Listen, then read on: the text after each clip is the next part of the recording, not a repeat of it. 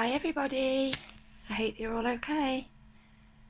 So I'm just got the shakes again. I'm just lighting an incense.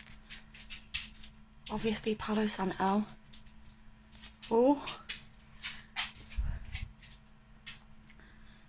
Right, let's put that there. Look what I have. A Kali Oracle. No way, I know. So, I just wanted to see if you guys wanted to open it with me. Because, obviously, it came just before. I'm really excited for this one. This one I was excited for the most. But obviously it's Kali, and I love Kali. Just bear with me. Hope you're all having a beautiful day today. I think I've said that already. But there's no harm in saying it twice. Shows that I mean it. Oh. Right, ignore the clean clothes that need hanging up in the wardrobe. So here we are. How exciting is this?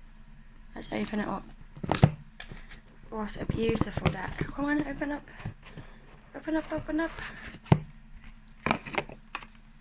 What's this? Oh, okay, just a sheet of paper.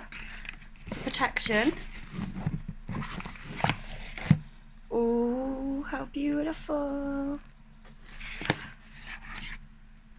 Oh, we have the cards. Hang on. I don't know why I'm whispering. We have the cards. Beautiful, aren't they? So let me do my usual thing where I touch each card. Just before we pull one to see what Kali has to say to us today. Oh, there's some gorgeous cards in here.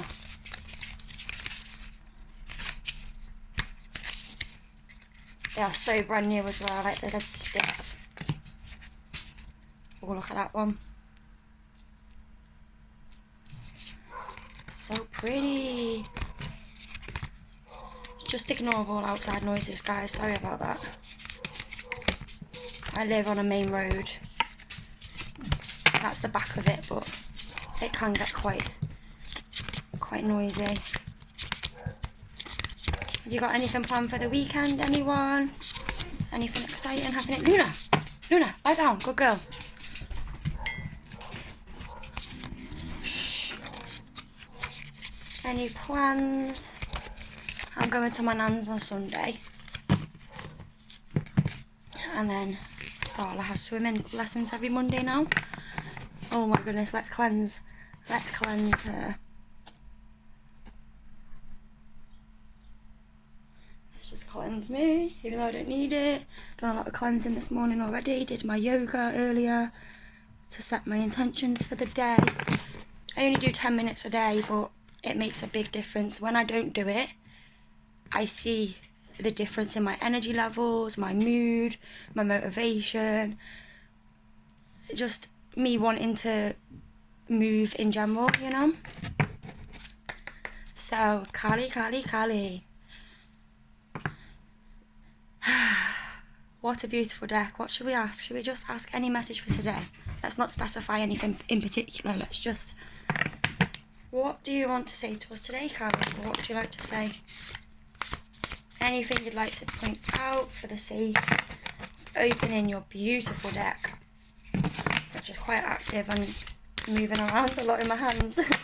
Let's try again. Okay, I'll take that. So we have, again, I can't pronounce this, Dhumavati.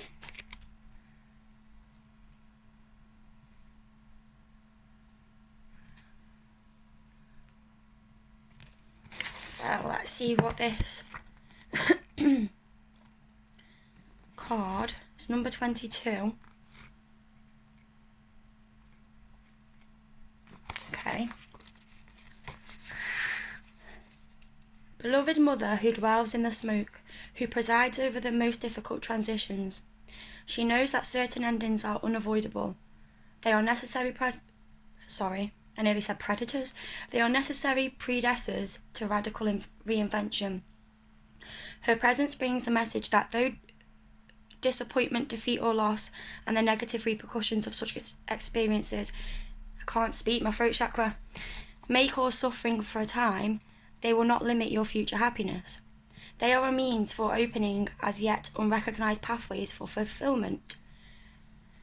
Your trust must be unconditional at this time, and later you shall see that everything has worked out for the absolute best. The seventh of the Mahavidya wisdom goddesses is Dhumavati. She is the crone goddess, and uniquely in the Hindu context from which she arises, also a widow. Her name means she who is made of smoke, and as the expression goes, where there's smoke, there's fire. Dhumavati is associated with the profound suffering.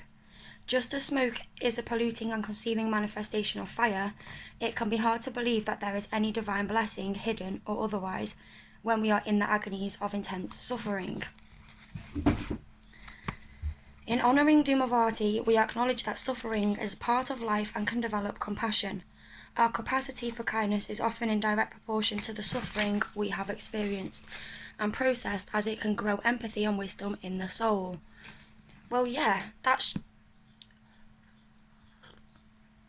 you're not going to do someone like that if someone's done you like that, because you know how it hurt you when they did you like that. And that's empathy and wisdom, and kind of common sense, I guess, as a human, right? Some continue to create pain for themselves and others alleviate suffering in the world through what they have learned. The difference comes through the willingness to face and process pain. Dhumavati can help us find the courage to be real about our suffering, neither becoming lost in it nor avoiding it, but rather to go through it and process it.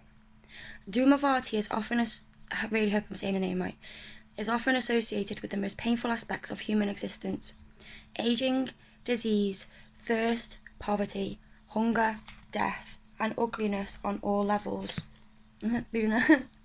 Luna, say hi. This may cause some to fear her and try to push her away. Yet, when we are suffering greatly, we can know that she is with us. With her black, smoky skin, she becomes the blackened Madonna, the beloved mother. In the Divine Feminine Oracle, there's a card called the Blackened Madonna. The beloved mother who does not watch our suffering from some remote place in blissful detachment, but is suffering along with us. Our cries resonate in her heart. In our emotional anguish, she is our sacred companion, and her presence can help us bear witness with honesty and courage. Healing begins with an acknowledgement of suffering. You cannot resolve an issue if you deny it exists. Bearing honest witness is the only way for change to begin. When Dhumavati arises in a reading, there is an opportunity to end a profound and difficult struggle, perhaps one that is obscured and difficult to articulate and not acknowledge. Such truth speaking to yourself happens when you can admit, this is not good for me, or I'm not sure yet what or how, but something needs to stop. Dhumavati is sometimes depicted with two crows attempting to pull a cart that they cannot move. At other times, her cart is without means of movement at all. She brings the message that the path you are on cannot take you any further. This doesn't mean that life is over, but rather that life as you have known it has come to an end. This is the inception of a new cycle. To be ready for it, as we know from Kali's mysteries, we must grieve and release what has been. There's a theme to yesterday's Divine Feminine Oracle cards that popped out too, because they were... No, not the Divine Feminine, sorry. The reading I did from the Magical Nordic Tarot. They were Rebirth, and then Doorways, which was the 8 of Pentacles, was it? And that was basically saying the same kind of thing in its own words. So 2 days on the run, there's a theme. This is the inception of a new cycle. Oh yeah, we've already read that bit. In the social context from which Dhumavati emerges, widows are at the edges of acceptable social status. In this way, Dhumavati is a goddess for those who have been shunned, criticised or denounced. those forced out of social status or position through circumstances that are not necessarily of their own choosing. When external events seem to be forcing you in a certain direction, feelings of vulnerability can arise, but then so can a sense of being deeply guided by the universe. Dhumavati's presence signifies a time when something you once counted on has failed you in some way. Through that process, opportunities opened that would not have been otherwise available to you. Dhumavati is the harbinger of endings and loss, but also of radical trust and secret blessings that are revealed later, and most often unexpectedly. Something avoided at all cost happens anyway, and we end up being grateful for it because it frees us. Okay? New horizons open up, everything changes. Pardon me. It wasn't easy, it took courage, it hurt a lot. We had to grow, but she was there with us, letting us know. This feels terrible, but something good is going to come from it. The pain will end. You are going to be more than just okay. You are going to thrive. In a vacation ritual, say the following prayer. Ma Dhumavati, I honour your powerful presence and secret blessings that lead to spiritual liberation. I gratefully receive your powers of protection, warding off negativity and defending me from enemies known and unknown, within and without. You acknowledge my suffering and the suffering of all beings, so that healing and awakening can truly occur. You show us when and how to lean into the mysterious workings of the universe. You gift me freedom and entry into new worlds. The prayers of our Dark Mother's gracious mind rise upon your smoky essence. May blessings and healing manifest for the spiritual benefit of all beings. Jai Ma, Jai Ma, Jai Ma. Take a moment to acknowledge where you are struggling right now. It may be a pain in your life, pain you sense in others or the world. That acknowledgement can become the ending of a pathway that cannot lead you anywhere worth going. You don't have to know how to start a new path. The Divine Mother knows. I love that. As you honestly and courageously bear witness, you can speak your declaration. Divine Mother, healing, change and compassionate awakening is needed here. Complete your practice with her mantra sequence. Om Dum Dum Dhumavati Swaha Jai Ma Kali Jai Jai Ma. Oh, here we go. It tells you how, like, it spells it out of how to say it properly. Om Dum Dum Dum Avati Swaha Ha Jai Ma Kali Jai Jai Ma. Bow with your hands in prayer.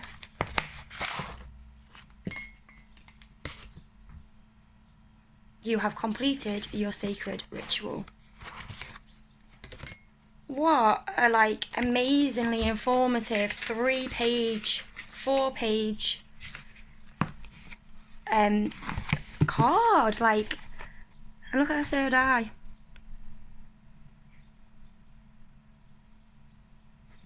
I love that. Thank you. Thank you, Carly. Thank you, Spirit. Wow, should we just pull another one just because? I always lean on my card to get too close to the camera. I need to stop doing that. I don't know.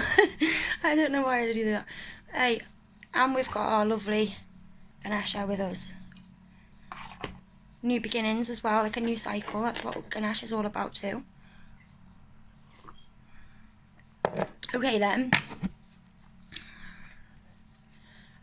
What is something we need to focus on over the weekend? Please. What is something we should focus on? Or connect with? Or like, we'll know when we read the card. What is something that links with our weekend for us as a collective? Please, Kali Oracle, if you don't mind.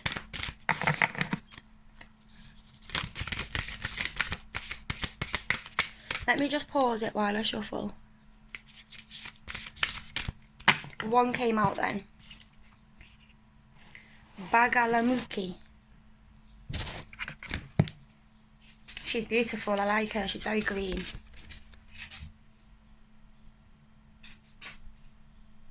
I can't really see the colouring properly on it.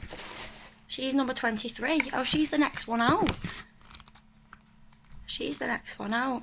Literally in order, how weird is that? 23. Bagalamukhi. We'll do this one and then I'll obviously end the video. I just wanted to share my Kali Oracle with everybody. Burning golden light of divine protection, she arrests the flow of negativity, particularly that of our own making. There's a theme here, guys. There's a theme. Let me just get comfy. It's not very comfy, this set. I'm so sorry. Oh. That's a bit better. She is divine intervention and sacred activity. She transforms our karma from that which hinders our joy to that which creates true happiness and bliss for ourselves and all beings. As you seek refuge in her, you are protected from gossip, slander, and any form of negativity from others. A positive turning of the tide of fortune is predicted. We need that. Well, I need that. Pardon me. I've always had people gossip about me. Drama that I don't like. The 8th of the Mahavidya wisdom goddesses is Bagalamukhi. She is a beautiful avatar of Kali, known for her golden light. She is also called Pitambara Devi, or the goddess dressed in yellow. Her blessing is the bestowal of siddhis, or yogic powers, in particular her power of Stambara, or the power to paralyze or immobilize. She is known for pulling the tongues out of demons, which seems gruesomely at odds with her beautiful appearance. But along with Stambara has a deep spiritual significance. The tongue is the symbol of speech. Well, yeah, without your tongue you can't speak. Speech is sound expressed with intention. Okay? Sound is a creative power. Intention gives it direction. To pull out the tongue of a demon is to end its capacity to create trouble. It is Stambara in the sense of aborting or stemming the flow of negativity. Bagalamukhi halts negativity in its tracks, preventing it from doing any harm, nullifying its power to cause havoc. It is an act of protection. If you or another have said words you regret, or you've heard some nasty gossip, or jealousy or hatefulness stemmed from someone's lip akin to a curse, trust that your spiritual refuge in Bagalamukhi will nullify its effect. Ripping out the tongue acknowledges the power of negativity and the need to have zero tolerance for it. There is no pretending the negativity doesn't exist. It means recognising its sources within or around us and cutting them off at the root, thereby removing their capacity to influence us. Some may argue that it's spiritual bypassing, a term used for spiritual approaches that avoid life challenges rather than to face them and mature. That term may be misapplied to mean that we need to engage with toxic energies for our spiritual growth. Not all the time. Some lessons will be there, obviously, to help you along your soul's growth and evolving, but maybe not everything. This is a little like saying you need to keep beating your head against a brick wall to learn how to deal with pain. There comes the point when you realise you no longer need to continue. Understanding the nature of this behaviour and of the pain it causes is enough. This is not weakness, but wisdom. Bagalamukhi's presence in a reading indicates that you are learning how to self-protect. So the weekend, the theme thing is self-protection. To have enough self-worth to realise you don't need to accept negative, undermining and toxic energies in your life. I'm swaying like Kali dancing or something. I don't know what's going on. Stop, Keely.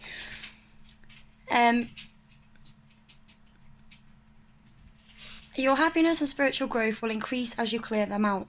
To do this, you may need to cut something off entirely. Sometimes that is the only effective way. It takes spiritual strength to give yourself unconditional support so you can thrive, especially, for example, if childhood conditioning was laden with a duty to sacrifice your well-being to another's emotional suffering, which is a big theme for a lot of us, isn't it? The patterns, the stuff in the childhood. The conditioning, the programming. Arresting negativity is not only about dealing with projections from others, it is often more challenging and intricate work to conquer the ways we are cruel to ourselves, to work with yourself more. So it's screaming the theme of like inner standing, inner acceptance, inner self-love, inner self-worth, inner, and by that you protect your outer, and everything else, because you're raising your frequency, everything else that doesn't kind of match that anymore will just fizzle away and we level up. Bagalamukhi helps us accurately identify and therefore deal effectively with external and internal sources of sabotage or negativity. Harshness towards ourselves or others is very different from a healthy and humorous recognition of our weaknesses, which helps us become less reactive and creates more happiness. Bagalamukhi is about tackling unhelpful toxic shame, that which leaves us feeling unworthy, that something is innately wrong with us, that we do not deserve love or respect. It does not keep us humble. It keeps us spiritually incapacitated. Incapacitated, I think I said that right. We need a healthy sense of self-worth to be committed to growth and learning. We need to believe we are worthy of our unique destiny. All I'm hearing right now is forgive your younger selves. Forgive your younger selves. They didn't know what this version of you knows now. Whatever your younger self did or said is what your younger self knew at that time is best or right or whatever. But you're not that version of you anymore, so you don't need to hold on to that. You need to forgive yourself. It's okay, you didn't know any better. It's all part of being human. We have to learn from our mistakes, but we shouldn't hold shame or guilt for them or regret, because if you didn't do any of them things either, you wouldn't be right here right now, you know? Forgive yourself.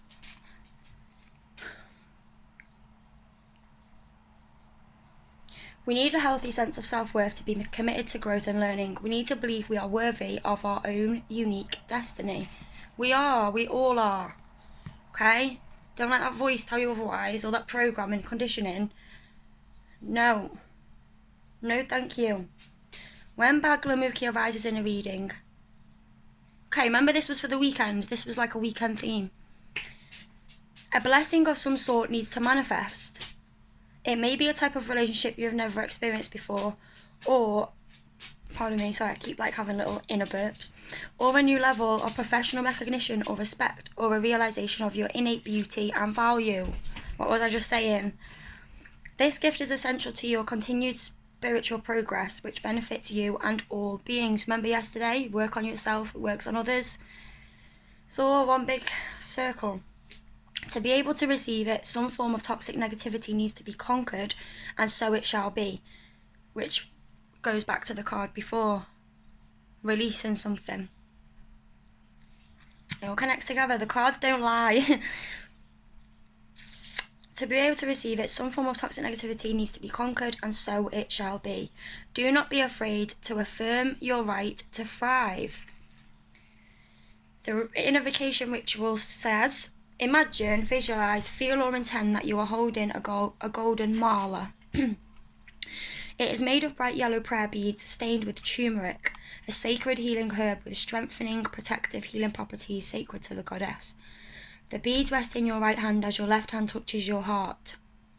These beads are created with love and psychic energy from your heart to become a spiritual offering to the Divine Mother. Imagine each bead is now a golden shining sun. They shine radiant light all around you, creating sacred space and shining positive healing energy through all dimensions and in all directions for the spiritual benefit of all beings. Say the following prayer aloud. Golden Mother of Shining Light, Bagalamukhi, Pitambara Devi, she who wears golden yellow robes and completely halts the progress of negativity, I bow to you. With gratitude from my heart, I offer you these golden mala beads of turmeric. In you, I find confidence and trust and accept that I am worthy of my divine destiny. I choose to dwell in the beauty of your blessings. May your siddhis manifest in divine grace and fullness for the spiritual benefit of all beings. Om Hreem Bagalamukhi Swaha Jai Ma. Oh, you say a name like Bagalamukhi, not Bagalamukhi. Bagalamukhi. It's pronounced different to how it's spelled. Place your right hand over your heart and visualize or intend that the prayer beads are soaking into your heart chakra. Any excess golden light is pouring into earth where it is sent to do the most good. Finish with your hands in prayer. You have completed your ritual. I love them. I love them. How pretty is this? I was honestly so excited to come on and do this one. It was going to come either within today and the next 3 days, so I wasn't sure exactly when it was coming. I've got another deck coming as well, but it matches the Angels of Atlantis one. It's another deck by the same person, and it's the heart sigils of the angels, or sigils. I say sigils, I don't know, but it's the heart of them, of the angels, and the angel cards. It's connected of some kind. But yeah, this Kali Oracle is by Alana Fairchild.